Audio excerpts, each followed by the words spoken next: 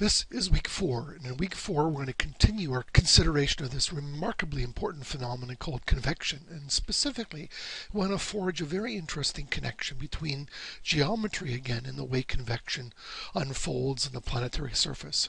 So that will be our goal in this first lecture, and then we're going to see applications of this in the second lecture.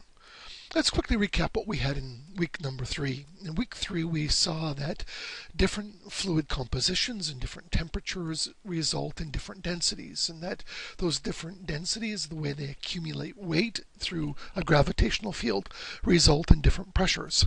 And different pressures result in different forces, which causes fluid flow and circulation. And as simple as these links are, they're absolutely crucial for understanding the way winds work on the surface of the Earth, and indeed the way the whole atmospheric processes interconnect and cause this circulation. They're the origin of our Hadley cells and our polar cells and our Ferrel cells, and we'll see of other kinds of cells as well that are associated with this as we trace the cause and effect through different levels in week 4 and week 5. But here what we want to emphasize is that geometric connection that exists. It's different than the one for solar radiation, but it's still interesting to what extent geometry plays a crucial role. The geometric consideration here is no longer the angle with which the sun's rays meet the Earth. That is the one that results in differential heating. But it's really going to be this critical issue of whether we're above and below. And we'll try to explain that and make that clear as this lecture proceeds. It turns out that this question of above and below is an absolutely crucial way for the way we induce change, the way stability or instability arises, and the way we explain a great deal of motions for the Earth. This is true for the atmosphere, it's true for the oceanographic system, and it's actually true for the subsurface as well. But even more than that, very similar processes take place in star systems and even in the formation of solar systems. And so this really is a very powerful and very useful geometric connection that is widely applicable. And so the key question that we're going to be asking here is this one. Is the warming, the cooling taking place at the top or the bottom of the Earth's energy systems? That is going to be the crucial question. Is it above or below? And that will be the key thing that determines whether or not we have a stable or an unstable system, with all of the implications that arise. And those implications turn out to be profound as well, but we'll save most of those until the second lecture. In order to see this, we're going to do something a little bit different that we haven't done before. We're going to use a CFD animation to see this.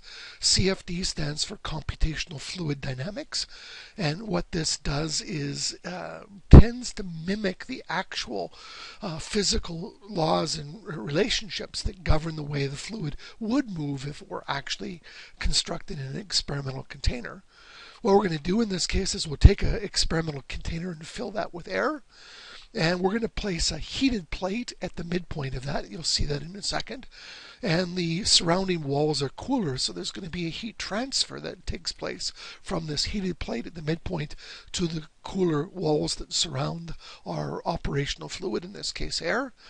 And what we've done in the background, and you won't see that of course, is that we've numerically solved the mass and momentum and energy equations for compressible flow, taking into account the expansion and contraction of fluid as it warms and cools. And we do that on a computational grid, which you'll see in the next slide. This is going to be much more physically correct and computationally demanding than the previous animations, which were really chosen to give us a visual sense of what's going on. But in this case, we need some of the details. And I want to give very strong thanks and credit to one of my PhD students who's recently completed. Mohsen Bezad has done these CFD simulations, and they're really very interesting and helpful for us to look at. This is the grid. All of these squares on here represent grid locations, and for each grid location we would be tracking things like momentum and velocity and energy and temperature and density. And so there's a lot of equations that are implied here that have to be solved. We've sort of used slightly unrealistic conditions here in the sense that we've got a fairly warm plate. This plate is going to be warm to about 500 degrees Kelvin. That's about 200 degrees Celsius, so it's like an oven plate. In one case, we're going to have a fairly high heat flux of about 2,500 watts per meter or per square meter of into the board here, if we include that dimension. Those are higher values than we typically have. The reason for that is not that we're trying to distort things. We're trying to get realistic answers and interesting answers in a fairly short period of time.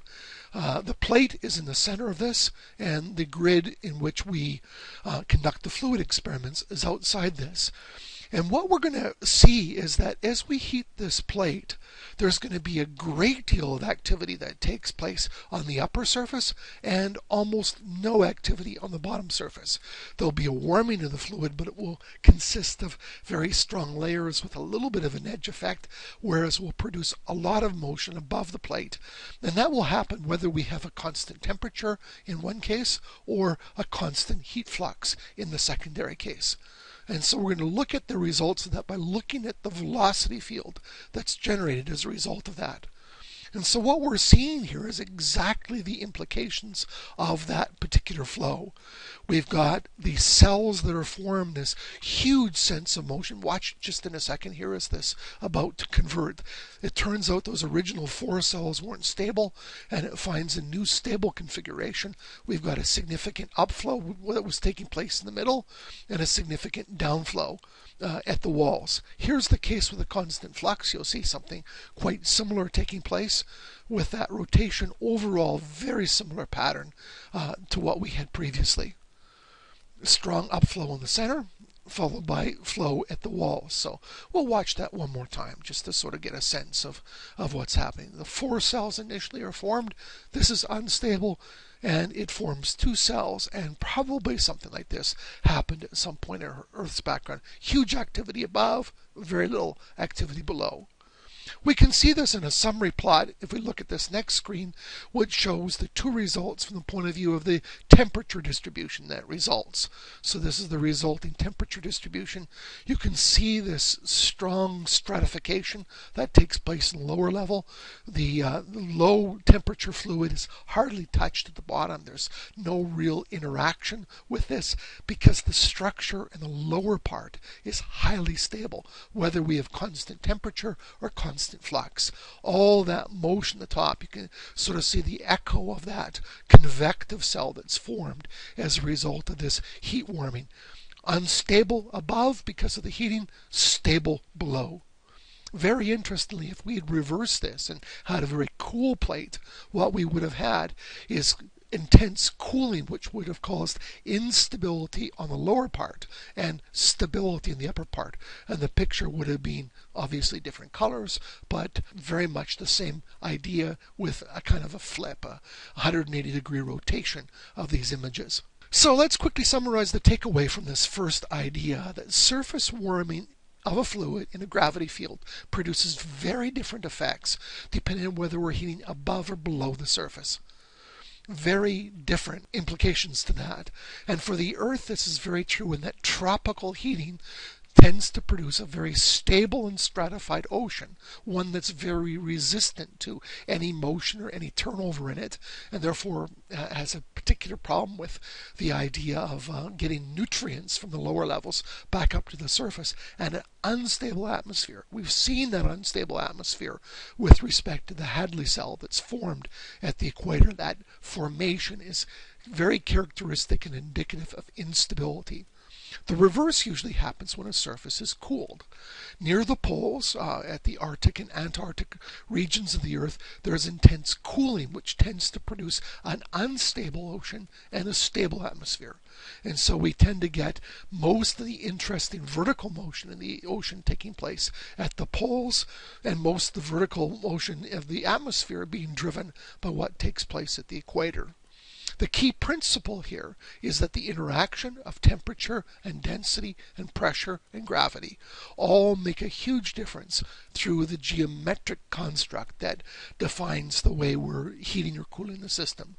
And this has huge implications, and we want to try to elucidate those and tease them out in the next lecture when we'll start looking a little bit more at atmospheric structure, at issues like the turnover in the lake, and how the thermohaline system in the ocean is driven